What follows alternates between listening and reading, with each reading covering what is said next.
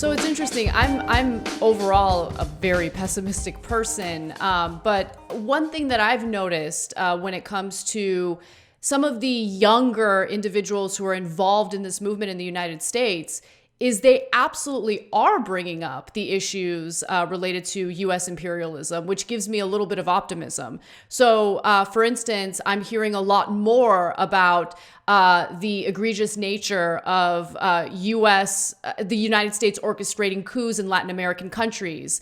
And I love that because I think that consciousness not only needs to exist, that type of American culture needs to change. And, in a recent interview, you said Americans rarely care what the rest of the world thinks about them.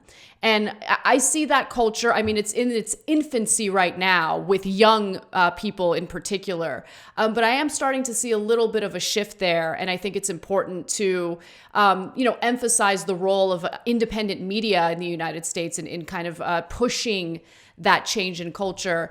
I also want to learn lessons about what happened in the aftermath of, ending the apartheid in South Africa, because you raised some really interesting, situations that I think most people don't talk about, they don't think about. You mentioned in the same interview that I referenced earlier that change didn't happen overnight. Even as the apartheid ended, there were some negative outcomes, including people who were exiled, people who were persecuted, prosecuted. Can you talk about that a little bit and talk about what people in America can learn from that? So I think a lot of these debates were also actually happening here. I noticed some of this during the Bernie, when Bernie was sort of kind of, in ascendance and it wasn't clear that he was not going to be the candidate. You heard some of these things, which was let's say Bernie Sanders did become the president, then in order for him to fulfill his agenda, you still needed like a mass movement. So one of the problems of post-apartheid South Africa was that one of the first things that the ANC, whether it was willful or whether they thought it would assist them in governing better, is that they demobilized like the mass movements in South Africa. So South Africa quickly, that moment that I referred to as the United Democratic Front, that was the first mass movement in South Africa's politics since the 1950s, like a multi-class, multiracial movement with a radical set of ideas about how they wanted to transform South Africa. So the first thing that the ANC did tell them was to disband and fall and become part of ANC structures. The ANC had operated in exile, like a very kind of close political party. It had certain kinds of methods that it inherited from its associations with sort of Stalinism, with the Soviet Union. So that was one problem, that they sort of got sucked into the ANC. I think the second thing I think was, while it seemed like a good idea at the time because you wanted to build consensus around a certain national agenda, the ANC made an alliance with the trade union movement and the Communist Party. The Communist Party very sort of influential with ideas, and the trade union movement bringing the masses.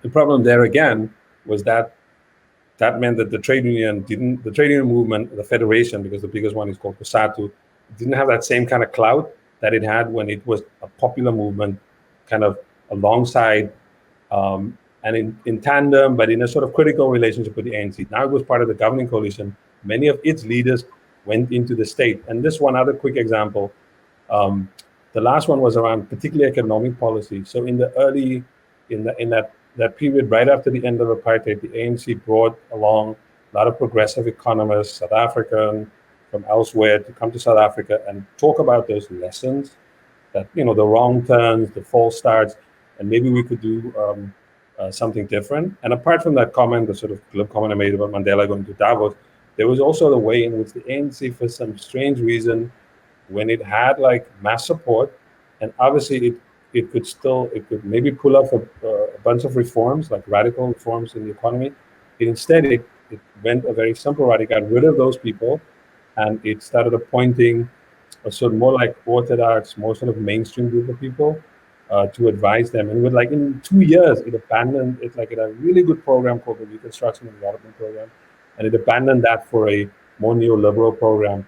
So there's something there about one, the masses of South Africa, if you want to know, the popular movements trusted the ANC to implement the model to change South Africa.